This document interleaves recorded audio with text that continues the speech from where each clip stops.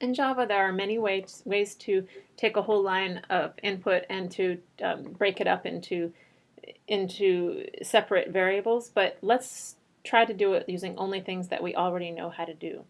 So we already know how to use next and nextLine, and so that means that if I have multiple words on one line separated by spaces, I can keep saying next to get the next word, so that would be an easy thing to use.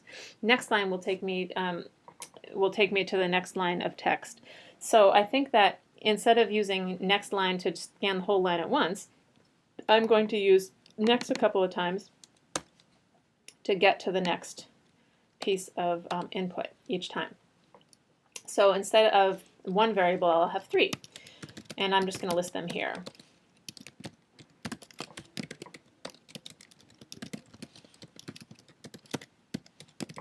And then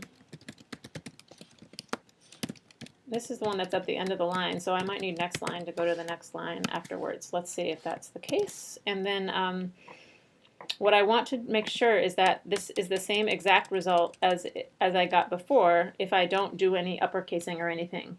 So I should have three strings on one line together with a new line at the end, and then I will list them here for the printf.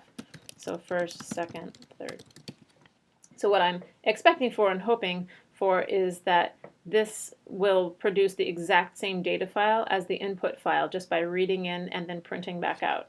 And so I'm going to test my assumption now by building and running.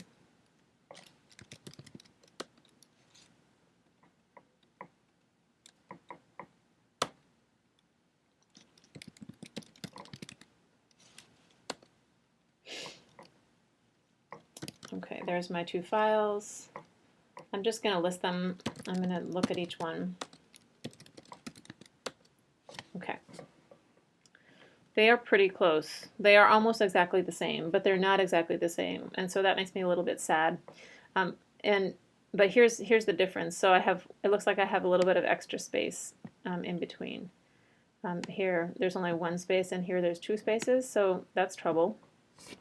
It's not like a huge big deal, but it's a little weird, and it's not something that I expected, and I would like it to not happen. So let's see why that might be happening.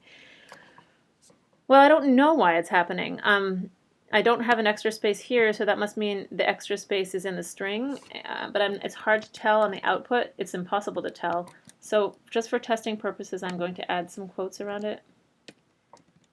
So I can just know for sure if the space is actually in the string and which string it's in. Like, is it at the end of the second string? Is it at the beginning of the third string? Where is it? Let's get specific here. This process is known as debugging, when something is not working the way you thought it's going to work, and this is otherwise known as troubleshooting to the rest of the world. Okay, let's have a look at that process, that text file again. Look, it's extra space at the beginning of that third word. So then my mind says, what is the difference between how I'm reading in this first and second word and the third word? And the difference is that I'm using next line. So what would happen if I read them all using next? Is it necessary for me to use next line?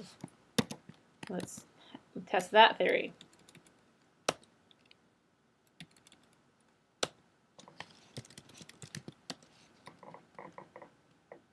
That is looking good. Okay. Now my output is exactly the same, so I can take out my quotes. So, me being me, I'm thinking, well, I thought next line would just read the whole rest of the line and go to the next line. Isn't that what I want? Like, that's why I originally had next line in here for the third variable. So let me just have a quick look into the scanner documentation to see why my thinking about scanner was not correct. Here's the scanner documentation. So I'm specifically interested in nextLine, which seemed to have been behaving in a way that I was surprised about.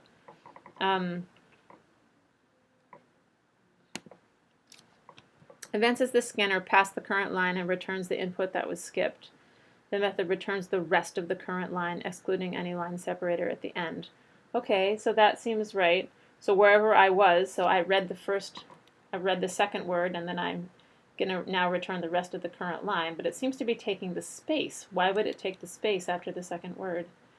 Well, let me have a look at next. Finds and returns the next complete token.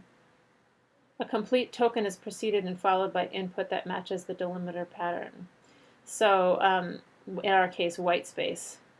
So actually, these two methods behave slightly differently. The next method is going to look for the next complete word that's surrounded by spaces, when it has space before and after it. And the next line is just going to go from exactly where you are, which could be right at a space boundary, and it's just going to give you the whole rest of the line, which could have a space at the beginning of it or multiple spaces. So that's something that I didn't know.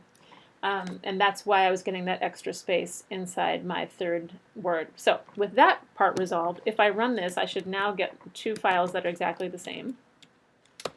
And let's have a quick look at that. Now here they are. I'm going to diff them on Mac just to see if they're really different. It looks like the only thing that's different is I probably forgot to put a new line at the end or at the beginning. Which one? I can't remember in diff which one is which. The chapter 09.txt file has a extra new line at the end, and I think the other one does not. I don't know if I care about that too much. That's okay with me. Okay, all the names look the same. So now that I have them chunked up into first, second, and third words, I can now start thinking about how I capitalize each one of those words.